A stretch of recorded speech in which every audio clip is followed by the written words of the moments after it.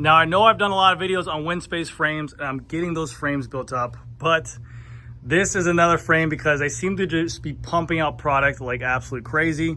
I did one on the C5 Endurance. I did one on the T1600, which I'm just waiting for some parts to finish that up. But in my opinion, this is the best frame set in terms of aesthetics that I think I've ever seen Winspace release. This is the Winspace SLC5. Their newest iteration of the SLC lineup. The SLC was always known for their super light climbing bike, but this thing now has taken on the do-it-all category, I think, to go ahead and compete with all the other brands out there. And it is a pretty appetizing bike. I believe they say that the frame set in a size medium, unpainted, is 705 grams. Now, I opted in for a limited edition paint job, which we'll talk about in just a second. They also have their updated hyperbar in here. It's UDH hanger, so you can run a UDH on here, which I'm thinking about maybe doing a SRAM Explorer build because I'm really liking that build. And also, it's a regular BSA threaded bottom bracket, which I do like as well. I think that's really cool. It's something that we all know and love, very easy to work with. But without further ado, let's take a look at this thing because I already did a sneak peek of this thing. Hold on one second, let me... Where is it at? Oh, it's on this side? Yes, okay. I already opened this thing up, obviously, because I was just too excited. But check this thing out. And looks like they updated the packaging with this black box on here. Damn. This is the Winspace SLC5 in the Green Jungle Edition color. They make this bike in 5 different colors. This is the Green Jungle. They make it in the Mirage, which is a blue color that is also limited edition. And then they make it in a black, they make it in a white, and another color. The Mirage and the green color, the blue and the green color, are only limited to a 100 being made. So this is a limited edition paint job because I think they said the factory was really expensive to make this thing. And the paint job just looks uber quality. This is definitely a jungle. And then even over the top with the titanium bolts, for the water bottle cage and everything, and then it's numbered as well, limited edition. I got number 2 out of 100, which is absolutely sick. Oh, that's pretty cool. That's the front brake hose mount on the side. I've never seen it before, but I do like that because it usually comes out on the side anyways, so it's really cool. I got here the brand new hyperbar as well, which I think they did a fantastic job with this new iteration to their aero one-piece bar and stem. But I really do like the update for the UDH. So let's go ahead and get this thing unpackaged. We'll wait and we'll talk about everything because although everything looks absolutely amazing on this bicycle, I've seen some other YouTubers do builds on it and it came in extremely light. There's a catch. This frame set is $2,800 without the handlebar. The handlebar is $400 more. You are in territory for Western brands. Now, again, it doesn't mean that this product can't compete with those products because it's been doing it for a long time. Everyone knows that Winspace makes great products. But when you're getting up there in price point, people want the customer support, people want the wind tunnel testing, people want the pro backing, they want all that kind of good stuff that comes along with it. So what put Winspace on the map was everything being half the price of the Western brands. Now they're up there in that price point, and you really have to be on your game to go ahead and say, what makes me choose a Winspace over a Tarmac SL8 Pro frame for $3,500. So let's go ahead and get this thing unboxed. We'll wait and talk about everything features on the bike.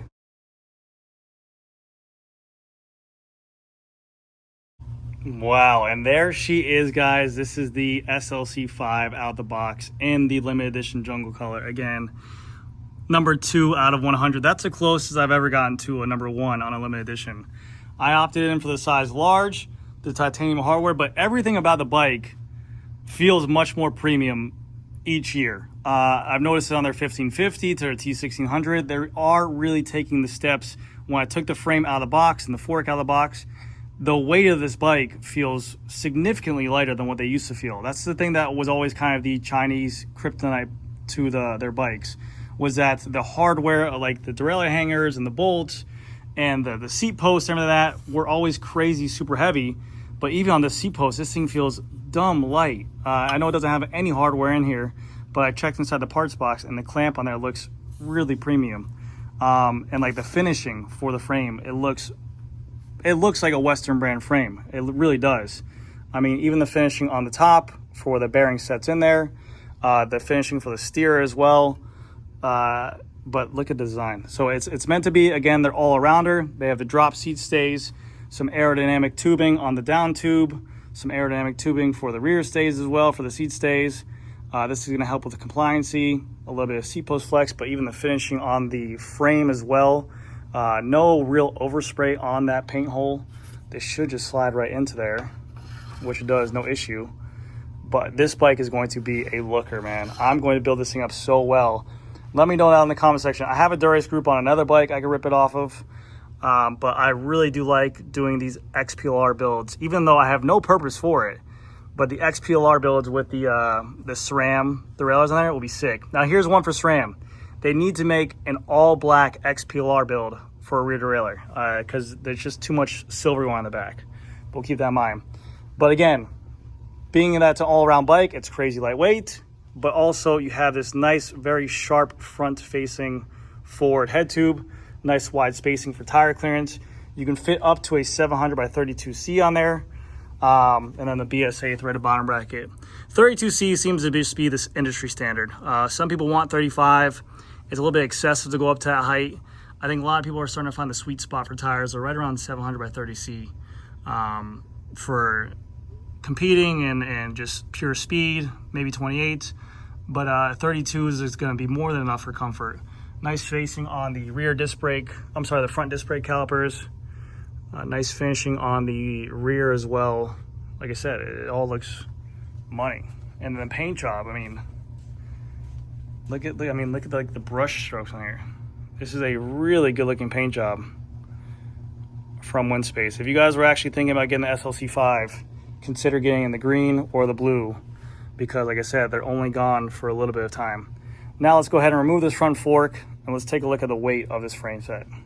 So if you do head on over to Winspace's page as well, like I mentioned before about the price tag for $2,800, they give you all their wind tunnel testing. They do all the research and development on there. They are stepping up their brand. If you guys did not know, Winspace, I think, definitely opened up the door for a lot of these China companies out there. They were like one of the biggest ones on the map when they first entered. And right now, to this day, they're sponsoring a women's pro team for the Tour de France and the women's cycling. So they have a team in the Tour de France riding Winspace, the Giro, the Vuelta. So they are trying to go ahead and make the strive to not just be this budget brand. So with the $2,800, you get all the wind tunnel testing. The SLC5, they say, is 13 watts faster at 48 kilometers an hour over the SLC3. Now, this is a much more aerodynamic frame than the SLC3. The SLC3 was definitely much more their climbing bicycle. This is now their do-it-all, so the aerodynamics definitely help with that.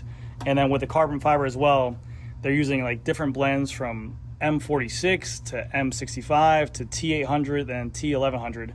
And to give you guys a reference, T1100 is what they use in the Pinarello Dogmas.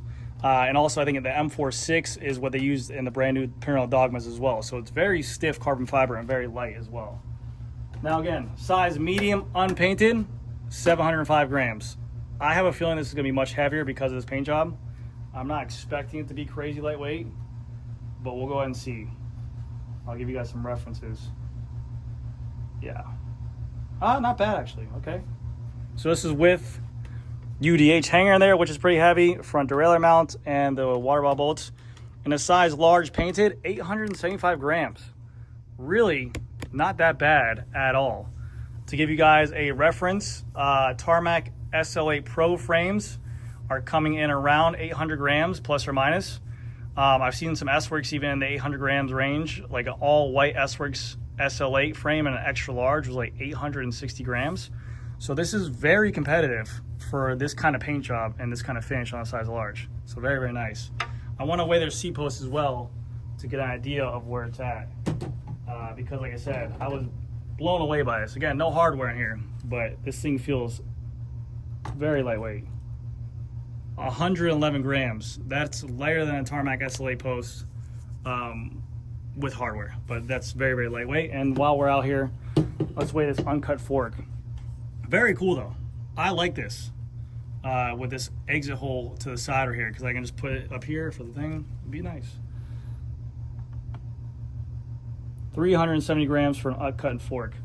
And usually they have the hole right here, and then you run the disc brake hose up top here, and then you have to kind of put it to the side because the front disc brake hole's right here, the rear is here.